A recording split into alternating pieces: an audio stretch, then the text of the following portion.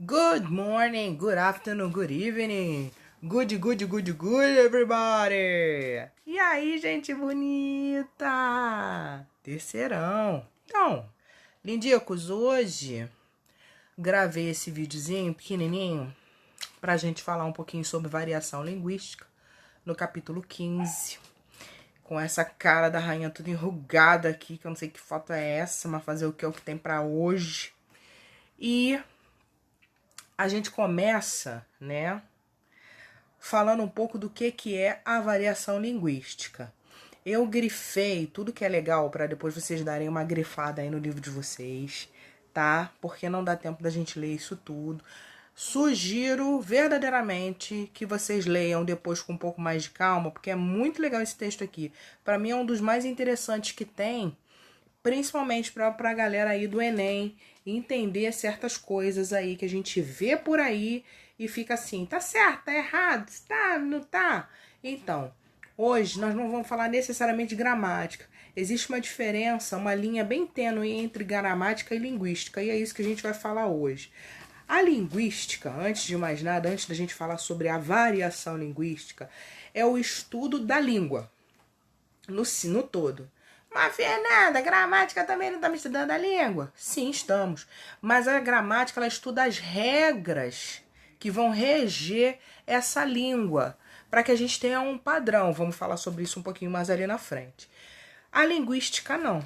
Ela estuda a língua em si, como ela se formou, da onde veio, quais foram os movimentos culturais, regionais e até mesmo religiosos que influenciaram para essa palavra nascer. Mas nós não vamos ter aula de linguística não, só vamos falar um pouquinho das variações. Então eu sublinhei aqui em cima para vocês, ó, a variação linguística é um fenômeno que descreve o modo como diferentes formas de falar em inglês são empregadas em distintos tipos de texto. Além dos aspectos linguísticos, estão associados fatores históricos, culturais, sociais e geográficos, tá? O que é isso aí? Vamos trazer um pouco o português, porque é muito semelhante. Isso é um fenômeno que existe em todas as línguas. Por exemplo, quando nós falamos a nível de Brasil, nós temos vários fatores que vão influenciar a nossa língua. Nós temos os fatores externos, né, como colonização, vocês bem sabem, vocês estudam história. Nós temos os fatores regionais, o cara que mora no Rio de Janeiro, ele tem um sotaque, um jeito de falar, uma gíria. O cara que mora em São Paulo já não fala do mesmo jeito. O cara que fala lá no Nordeste, menos ainda. Então isso faz parte da variação linguística. Show de bola. Aqui tem um texto do Agar, depois vocês dão uma olhada, tá? E vamos que vamos. A primeira coisa que eu quero falar é sobre os padrões, né? O que é o padrão?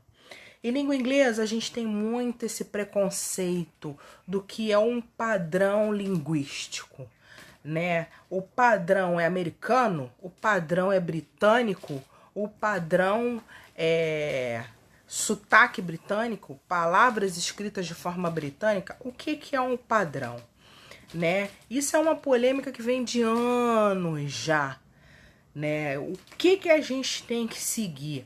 Aqui eu até sublinhei nessa história aqui, né, de uma turma de uma escola em Middlesbrough, no norte da Inglaterra. Tá comido aqui, mas no livro de vocês dá pra ver. Vocês abrem o livro aí, hein? Vocês não ficam só ouvindo eu falar e olhando aqui na minha folha, não. Vocês tratam de abrir esse livro aí, que foi caro, vocês abram esse livro. E tinha uma professora que realmente, isso daqui é real, tá? Foi publicado na BBC, reclamando, né, com os pais, que eles tinham que tomar cuidado, que as crianças estavam comendo palavras, né? E em vez de escrever I have done, escreveram I done that, né? Em vez de usar o present perfect, lindo, divo, já comeu o have e foi direto pro particípio. Então o que acontece, gente? Ao invés de escrever aqui o 3:15, na hora de falar a hora 3:15, escreveram 3:15 por causa do som. E aí são coisas que, naquela época, né, logo no início de uma formação da língua, isso era muito ruim, porque queriam que se seguissem o padrão. E qual é esse padrão criado, né? Vamos seguir aqui. O padrão inicial, histórico, inicial histórico, tá, gente? Entenda isso. A história, de toda aquela história de colonização, vocês conhecem. Se vocês não conhecem a história americana, procura saber, é bem interessante. Quando os ingleses saíram em busca de um novo lugar para reconstruir suas vidas, né, fora da Inglaterra, que passava por um período de miséria, de doença, e todas aquelas histórias tristes. Se chega nos Estados Unidos da América, querendo um novo mundo, né? A gente até falou sobre isso sobre o Dia de Ação de Graças. Se chega lá, sofre pra caramba com o inverno, tem a ajuda dos índios, e aí você começa com uma primeira influência linguística naquele inglês raiz, digamos assim, né? Não o inglês Nutella, mas o inglês raiz, com os índios americanos que lá já estavam, com os povos que já lá existiam, porque também não eram só índios, né, gente? Vamos combinar? Existiam alguns outros povos. Isso, a história vai desmiuçar aí melhor. Mas o que nos interessa hoje entender é que é o seguinte: com essas influências, o inglês americano, entre aspas, surge, né? E você começa a ter variantes nessas palavras, digamos assim.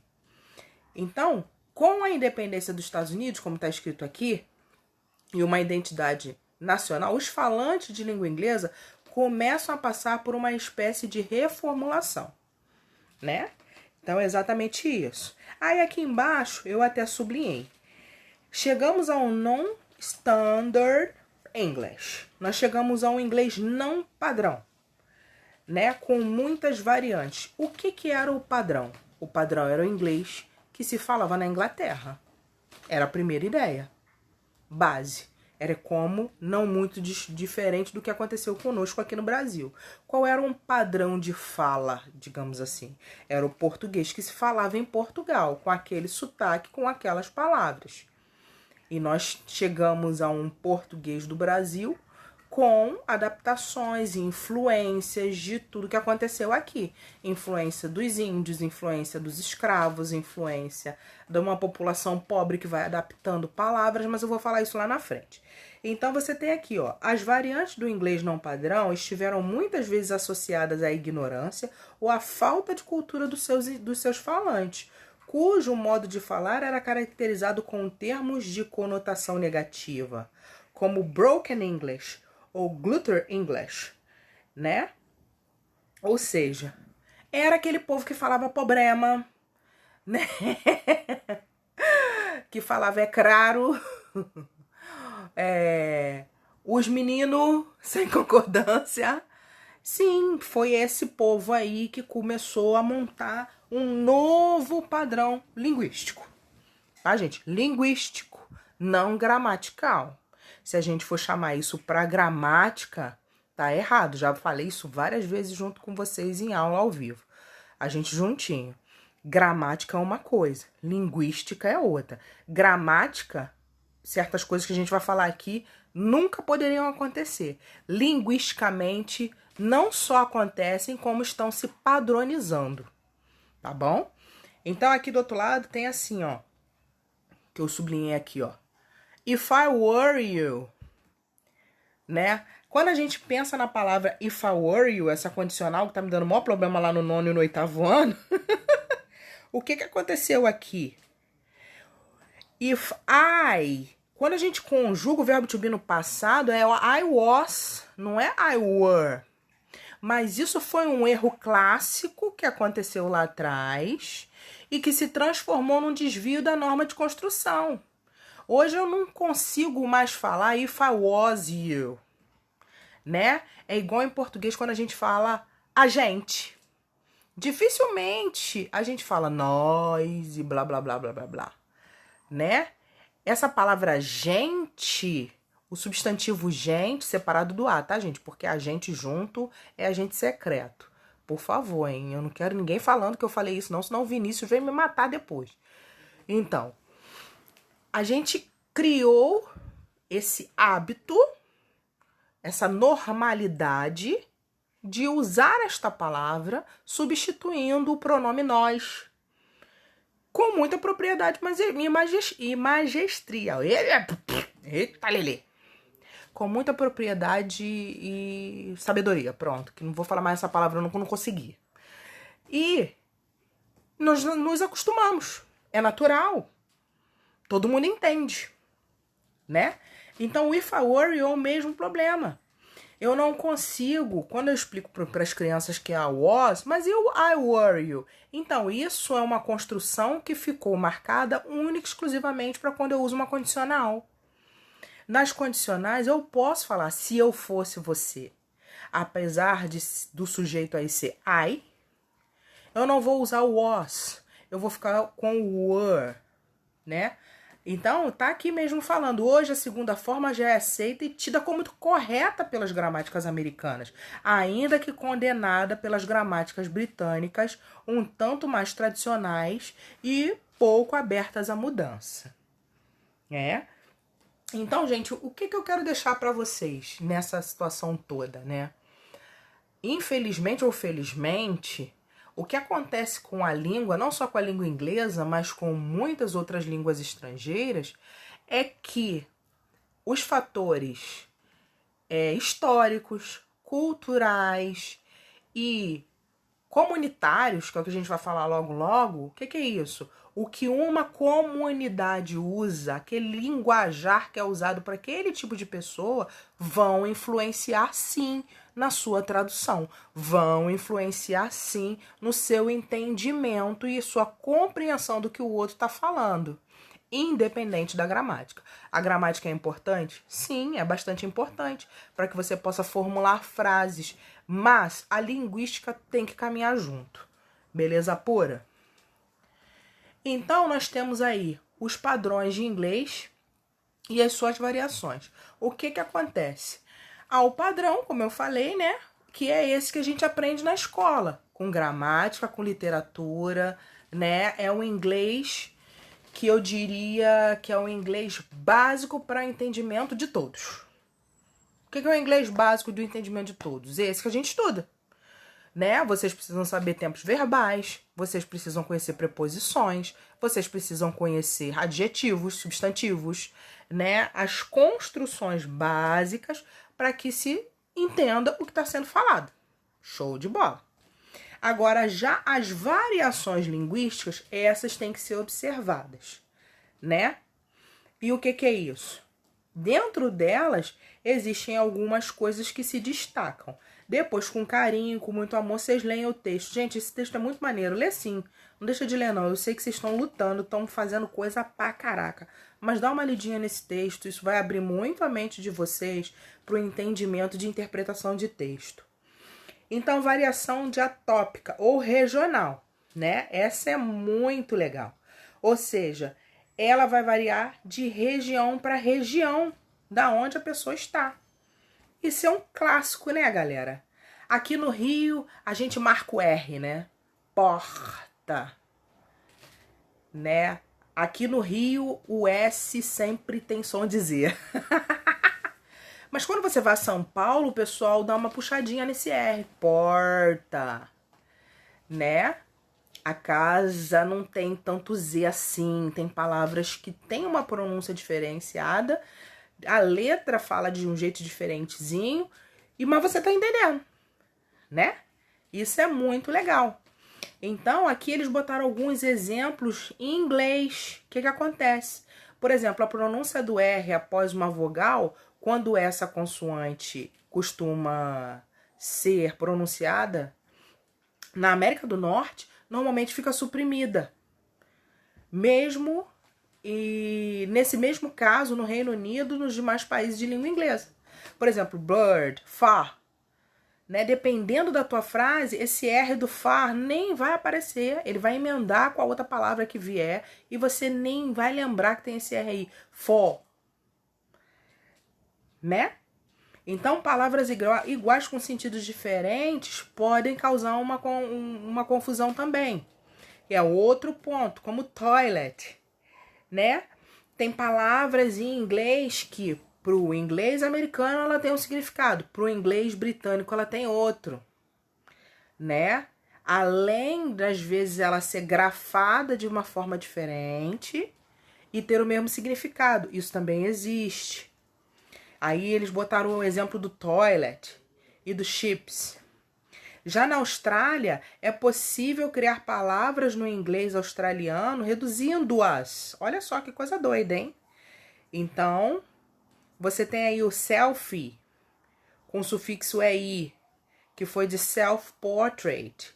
Aussie, que é uma que se originou da abreviação de Australian, Milko.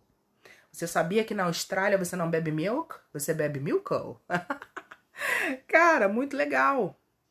Então, por aí vai indo. Vocês vão dando uma olhada aí. Tem variações na Escócia, no Canadá, na Índia, né? Eu não sabia, mas na Índia a língua oficial é inglês.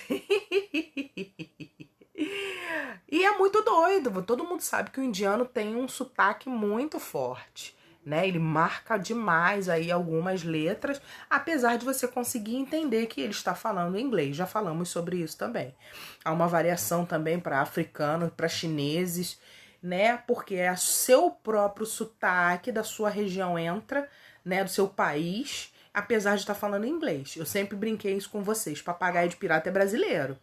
Consegue fazer a reprodução mais próxima do que seria o inglês americano ou britânico. Esses nós somos sinistros mesmo, né?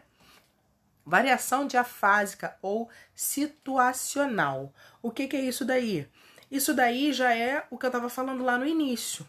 São palavras, né, que são usadas dentro de uma comunidade, ou seja, dentro de um grupo de pessoas, de um lugar ou uma pequena sociedade que é formada, e ali essas palavras se tornam uma linguagem própria daquelas pessoas.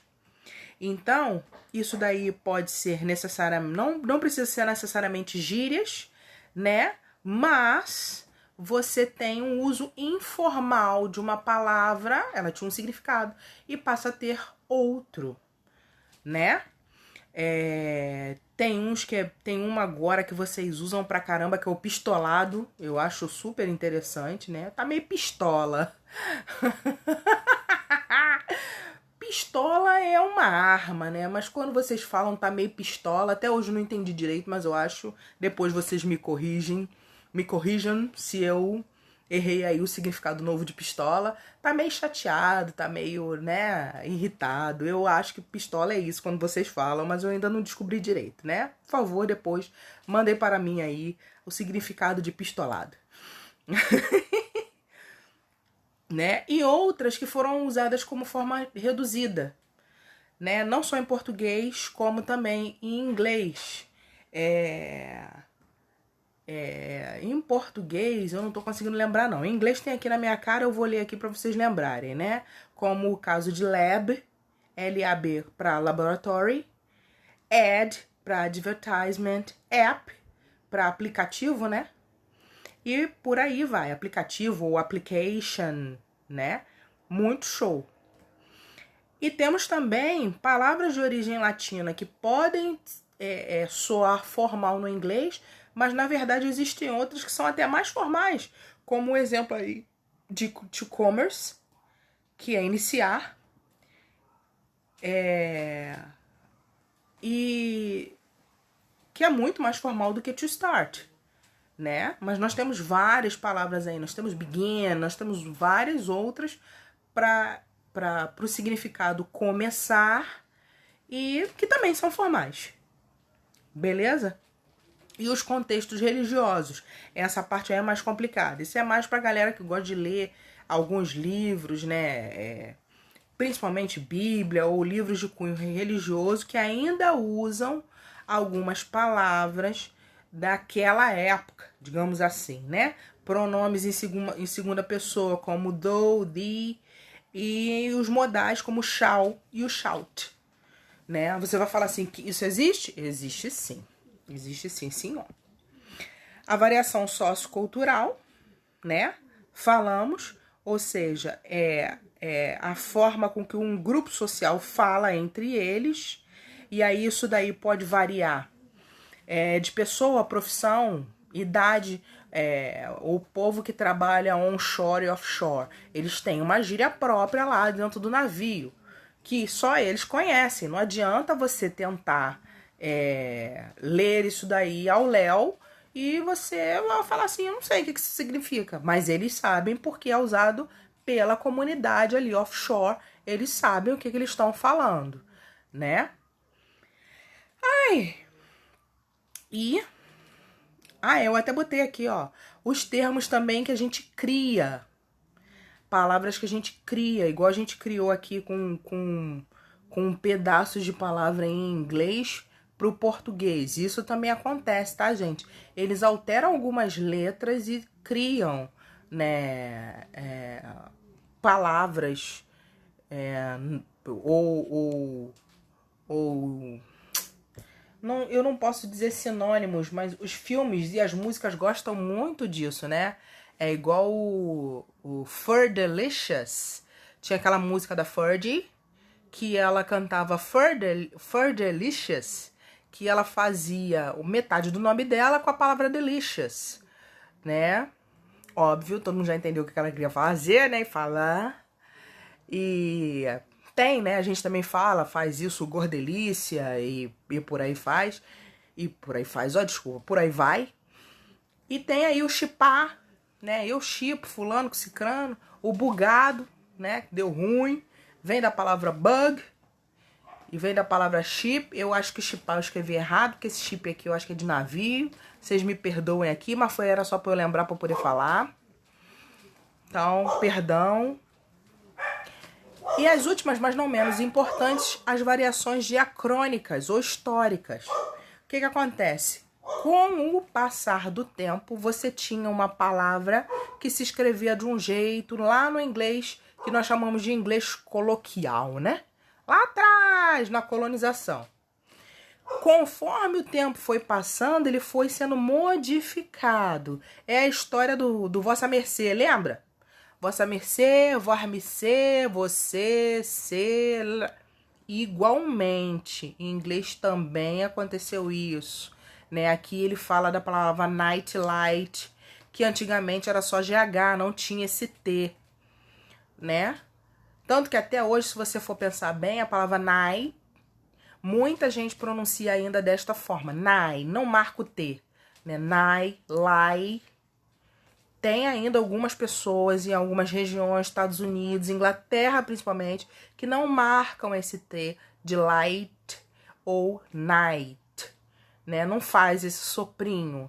E se ela na frase, então, piorou. Aí que ela vai mesmo, né?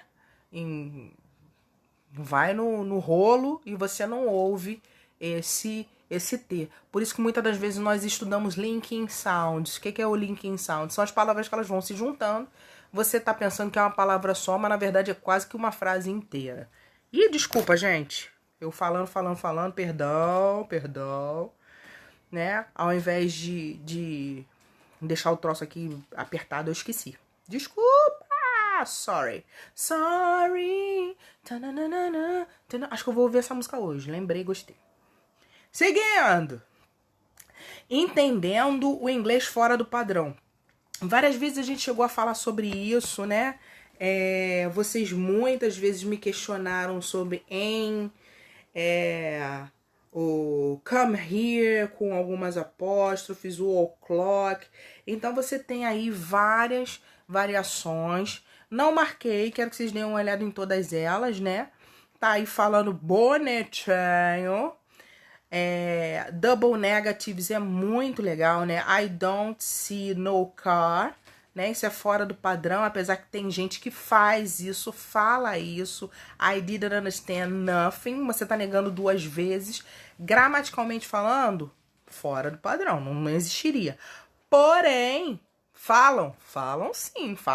Você vai ouvir em algum momento da sua vida, se você viajar pra fora ou em algum filme, alguém fazer isso daqui e você vai falar assim, ué, que é isso, gente? Tá fora do padrão? Tá. Gramaticalmente tá correto? Não. Mas linguisticamente? Tá sim. Por quê? Porque você entendeu. Houve comunicação. E essa é uma das maiores ideias da linguística.